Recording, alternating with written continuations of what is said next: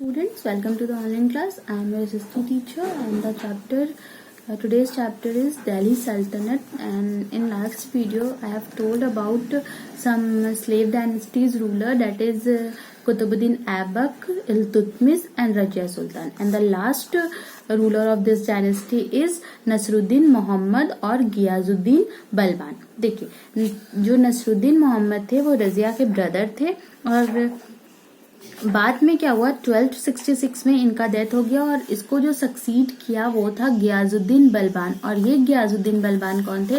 वो जो 40 नॉबल्स थे इल्तुतमिश ने जिनको ऑर्गेनाइज किया था, उसके वो प्राइम मिनिस्टर थे. और बाद में फिर इन्हीं को थ्रोन मिला, राजगद्दी मिली.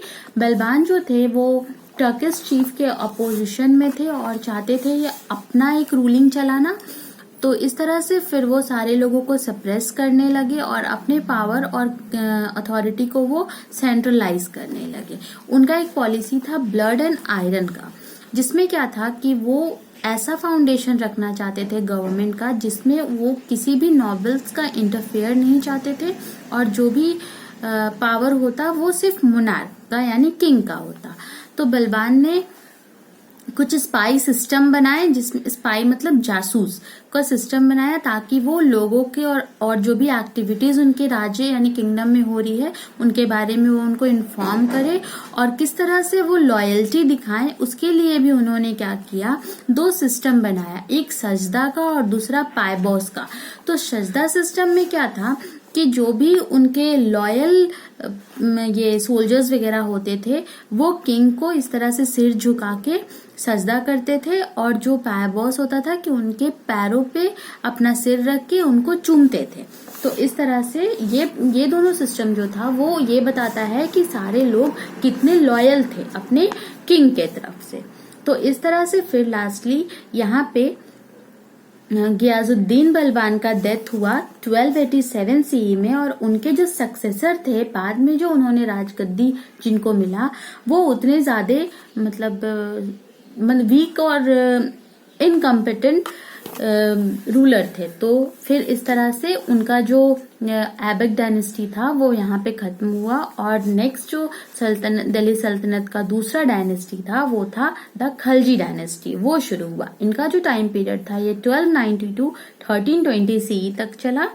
और ये जो नॉबल जलालुद्दीन खलजी, जिनको बलबान के ग्रैंडसन ने किल कर दिया, और इस तरह से जलालुद्दीन खलजी जो थे वो एक नॉन टर्किश ओरिजिन से थे, और इस तरह से खलजी रिवॉल्यूशन शुरू हुआ इंडिया में. तो हम बात करेंगे जलालुद्दीन खलजी की. तो इनका जो टाइम पीरियड था ये 1290 to 96 था. बहुत ज्यादा दिन तक ये रूल नहीं किए, अप्रॉक्स 7 years ही रूल्ड. तो जलालुद्दीन बलबान के जो भी सक्सेसर थे उनको वो सप्रेस किए, और इनको एक डर था मंगोल से भी कि वहां से भी इन्वेजन हो सकता है, तो उसको भी वो बहुत अच्छे से गवर्नेंस करके इसको भी दबा दिए. और इनके बाद जो इनके सक्सेसर थे वो थे अलाउद्दीन खलजी. इनका जो टाइम पीरियड था ये काफी लंबा था, यानी 1296 to 1316. तो ये जो अलाउद्दीन खलजी थे ये जलालुद्दीन के सक्सेसर थे, और साथ ही इन्होंने और ये जलालुद्दीन खलजी जो के ये दामाद यानी सन इन लॉ थे. तो ये बहुत ही ज्यादा अम्बिशियस किंग थे, और ये इन्होंने अपना बहुत वास्ट एम्पायर इंडिया में सेटअप किया, और पूरे इंडिया को एक टाइम पे इन्होंने कन्क्वायर किया यानी जीत लिया, जिसमें गुजरात, मालवा और कुछ पार्ट राजस्थान का भी आता है. इनका जो एडमिनिस्ट्रेटिव स्किल था और मिलिट्री पावर था ये बहुत ज्यादा ही जीनियसली बनाया गया था. इनका जो फर्स्ट मिलिट्री कैंपेन था वो गुजरात के अगेंस्ट था, जिसमें उन्होंने पोर्ट्स और सी रूट्स को अपने कब्जे में कर लिया, और जितना भी मिलिट्री कैंपेन थे उनको इन्होंने कन्क्वायर कर लिया, जैसे रणथंभौर, चित्तौड़, मालवा, जालौर राजस्थान में. और साथ ही इन्होंने अपने एक ट्रस्टेड स्लेव यानी कमांडर को भेजा जिनका नाम था मलिक कफूर, कि ये पूरा एरिया डेक्कन का अपने कंट्रोल में करे. और इस तरह से ये पहले सुल्तान थे दिल्ली के जिन्होंने विंध्याज रीजन को, यानी देखिए साउथ में जाने से पहले आपको विंध्याज रेंज को क्रॉस करना पड़ता है, तो इस तरह से उन्होंने विंध्याज को क्रॉस करके साउथ में भी अपना दबदबा बनाया. और पूरे साउथ को अपने कंट्रोल में लिया। मलिक कफूर जो थे, इन्होंने पूरा साउथ का कैंपेन देखा और 1313 सीई में यादव्स थे देवागिरी के, और ककात्यास थे वरांगल के, ये और हौसालास थे द्वारस मुद्रा के। तो ये जो, और पांडव्स मदुराई के, इन्होंने अलाउद्दीन खलजी का जो लीडरशिप था उनको एक्सेप्ट किया, और इस तरह से फिर दिल्ली में एक फेमस अलाई दरवाजा बनाया गया। और कुतुब मीनार जो कि कुतुबुद्दीन ऐबक ने शुरू किया था बट कंप्लीट नहीं कर पाए, उनको फिर लास्टली अलाउद्दीन खलजी ने कंप्लीट कराया। एक मोरक्कन ट्रैवलर थे, यानी फॉरेनर थे, जो जिनका नाम था इब्न बतूता। उन्होंने उनके किंगडम पे विजिट किया और उन्होंने एक टाइम पे इनको इंडिया का पूरा इंटायर कंट्री का कन्क्वेरर बताया। तो इस तरह से फिर यही दो रूलर थे जिन्होंने खलजी डायनेस्टी को कंप्लीट किया। और इसके बाद की जो डायनेस्टी आती है वो है आपका तुगलक डायनेस्टी। तो एक हम केस स्टडी पढ़ेंगे जिसमें आपको पता चलेगा कि किस तरह से तुगलक डायनेस्टी का फाउंडेशन हुआ और खलजी डायनेस्टी का एंड हुआ। देखिए, तो हम गियाजुद्दीन तुगलक के बारे में पढ़ेंगे। जैसे ही 1360 में अलाउद्दीन खलजी का डेथ हुआ, उनका जो भी पॉलिटिकल अनरेस्ट की वजह से, तो 1320 में खलजी रूलर खुसराव खान ने गियाजुद्दीन तुगलक को मार डाला, के द्वारा मारे गए, और एक एबल स्टेटमैन और एडमिनिस्ट्रेटर बन गए। गियाजुद्दीन तुगलक ने फिर इस तरह से एक न्यू डायनेस्टी का फॉर्मेशन किया जिसका नाम था तुगलक डायनेस्टी। और इनका ये बिलीफ था कि सारे लोग इनको सपोर्ट करेंगे, और इस तरह से ये बहुत सारे पब्लिक यूटिलिटी को ये बनाते गए और बिल्डिंग्स को बनाते गए, जिसमें जो फेमस है वो है आपका तुगलकाबाद फोर्ट जो कि दिल्ली में है।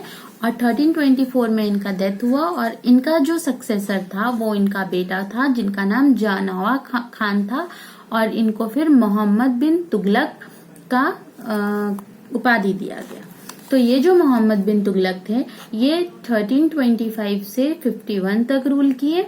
मोहम्मद बिन तुगलक एक बहुत ही बड़े स्कॉलर थे, और साथ ही इनको संस्कृत, अरेबिक और पर्शियन लैंग्वेजेस भी आता था। साथ ही इनका रिलीजन और फिलॉसफी, साइंस एंड लिटरेचर में भी काफी कमांड था।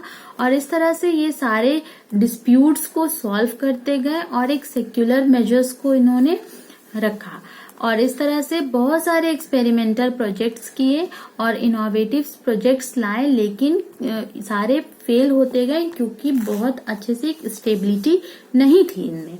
मोहम्मद बिन तुगलक का जो एम्पायर था वो साउदर्न ईस्ट स्टेट्स को भी कवर करता था। अभी प्रेजेंट का जो उड़ीसा है, बंगाल है और डेक्कन है।